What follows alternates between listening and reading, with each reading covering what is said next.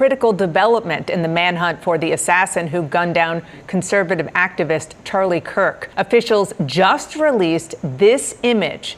They are asking for the public's help in identifying the person of interest in connection with the fatal shooting. CNN's Nick Watt is following this breaking news. Nick, you are in Orem, Utah. This is a really significant moment that this is being put out to crowdsource. Absolutely. So, Dana, we were told that they made some key breakthroughs overnight. One of those breakthroughs was good, clean video images of this suspect. Now, we were told about 2.5 hours ago that investigators were using technology to try to find an identity from that video image. We were told they were pretty confident that they could do that, but if they couldn't, then they were going to release the images to the public to try and get the public's help. They have now released those images on X, on other platforms, and it shows, as we were told earlier, a college-aged male who, as investigators say, could very easily have blended in with the crowd here on campus. 3,000 people here to see Charlie Kirk yesterday. Kirk's killer remains at large, but now we have a significant update in the investigation. The FBI has just now released images of a person of interest. Now, a few hours ago, we heard from them and they said they had clear and good video of the suspect. They said they would be reviewing those images using their technology, but if they were not able to do so, that is when they would release images to the public. As I mentioned, we just received those images. Now this is a male that appears to look like he is college age. And now they're turning to the public for their help to aid in this investigation. We find ourselves today hunting a murderer who chose to violate our rights. Investigators announcing significant progress in the search for the shooter suspected of killing 31-year-old conservative activist Charlie Kirk. We were able to track the movements of the shooter. We do have good video footage of this individual. The FBI says they believe they've uncovered the weapon used in the attack, but declined to publicly identify the suspect. We are and will continue to work nonstop until we find the person that has committed this heinous crime and find out why they did it. President Trump eulogizing Kirk during Thursday morning's 9/11 remembrance ceremony at the Pentagon. Charlie was a giant of his generation, a champion of liberty, and an inspiration to millions and millions of people. Announcing Kirk will be posthumously awarded the Presidential Medal of Freedom. I have no doubt that Charlie's voice and the courage he put into the hearts of countless people, especially young people, will live on. In remarks Wednesday night, Trump blamed the, quote, radical left for Kirk's assassination. But his murder is just the latest in a string of politically motivated attacks that have targeted people across the political spectrum. Leaders on both sides of the aisle decrying the tragedy and calling for temperatures to be lowered. We need to come together. We need to turn down the rhetoric. We need to stop this political violence. Now, as far as the motive, that is still unclear, but sources say there was a range of phrases referring to cultural phrases that were scribbled onto a rifle that was found in a wooded area, as well as ammunition related to this shooting. Investigators will try to decipher what those messages meant to try to shine some light on what could have driven this suspect to shoot and kill Kirk. Meanwhile, the FBI is asking people to submit any photos or videos they may have that can help lead them to the suspect. Reporting in Orem, Utah, I'm Mary Bell Gonzalez. You are watching the National News Desk, America's News Now. I'm Jan Jeffcoat, and right now a desperate manhunt underway in Utah to find the suspect in the assassination of Charlie Kirk.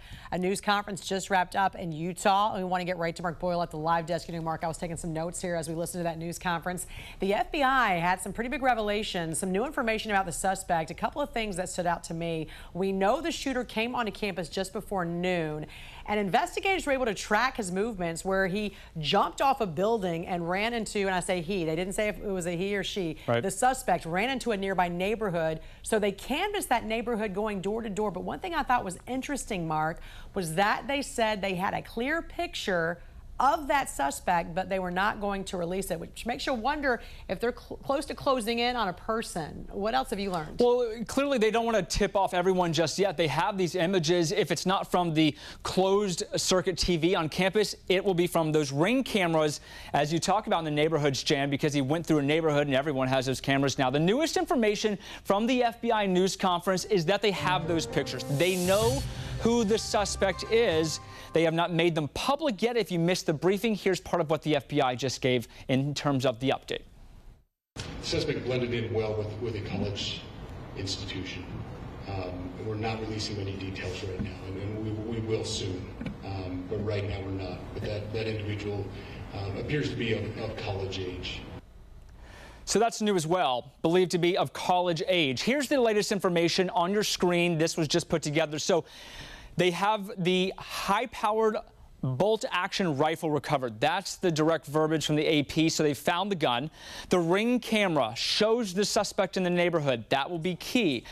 11:52 a.m. walked up the staircase and then onto the roof. So we now have that confirmed that, in fact, the shooter was on the roof. After the shooting, they say he jumped off and then ran to nearby neighborhoods. This all happened at the Utah Valley University there in Orem, Utah. That's where Charlie Kirk had been speaking at a campus event attended by maybe 1,500 to 2,000 people is the estimate right now. As he was speaking, that shooter, one shot, came out from the roof and hit Charlie in the neck. We're going to show you some of that video right now, warning you it is disturbing to watch. Counting or not counting gang violence? Oh my God. And then take a look at this video here. This is of Charlie's security team. They were holding him there. 6 or so men walked him, ran him to that SUV, that was his personal SUV, and then rushed him to a nearby hospital. He died a short time later. The governor of Utah came out immediately talking about vowing to get to the bottom of this tragic event.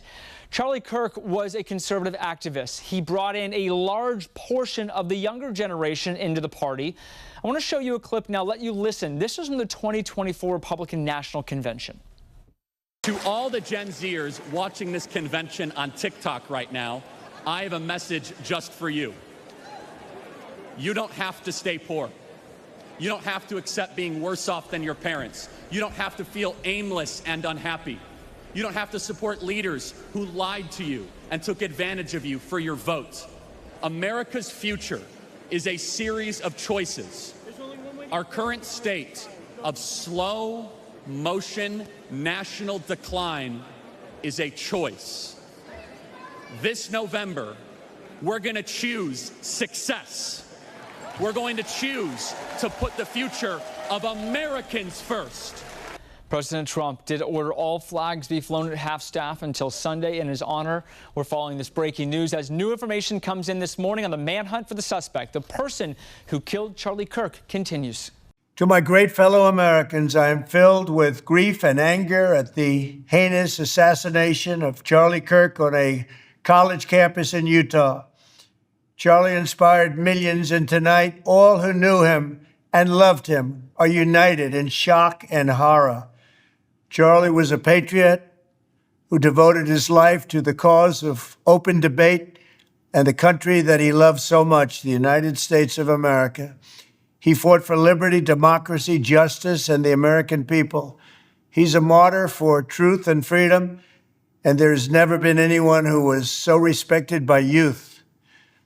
Charlie was also a man of deep, deep faith, and we take comfort in the knowledge that he is now at peace with God in heaven. Our prayers are with his wife, Erica, the two young, beloved children, and his entire family, who he loved more than anything in the world. We ask God to watch over them in this terrible hour of heartache and pain. This is a dark moment for America. Charlie Kirk traveled the nation, joyfully engaging with everyone interested in good faith debate. His mission was to bring young people into the political process, which he did better than anybody ever, to share his love of country and to spread the simple words of common sense. On campuses nationwide, he championed his ideas with courage, logic, humor, and grace.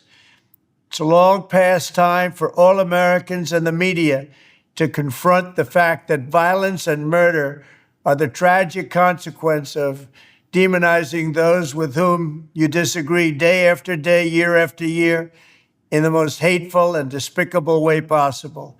For years, those on the radical left have compared wonderful Americans like Charlie to Nazis and the world's worst mass murderers and criminals.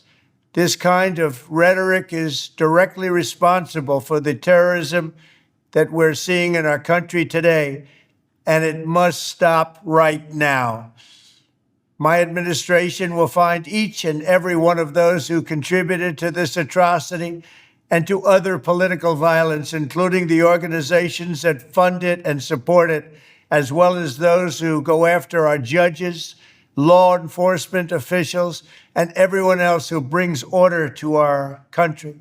From the attack on my life in Butler, Pennsylvania last year, which killed a husband and father, to the attacks on ICE agents, to the vicious murder of a healthcare executive in the streets of New York, to the shooting of House Majority Leader Steve Scalise and 3 others, radical left political violence has hurt too many innocent people and taken too many lives.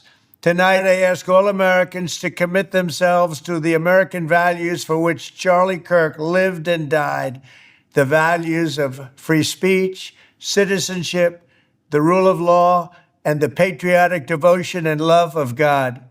Charlie was the best of America, and the monster who attacked him was attacking our whole country. An assassin tried to silence him with a bullet, but he failed, because together we will ensure that his voice, his message, and his legacy will live on for countless generations to come. Today, because of this heinous act, Charlie's voice has become bigger and grander than ever before, and it's not even close. May God bless his memory, may God watch over his family, and may God bless the United States of America. Thank you.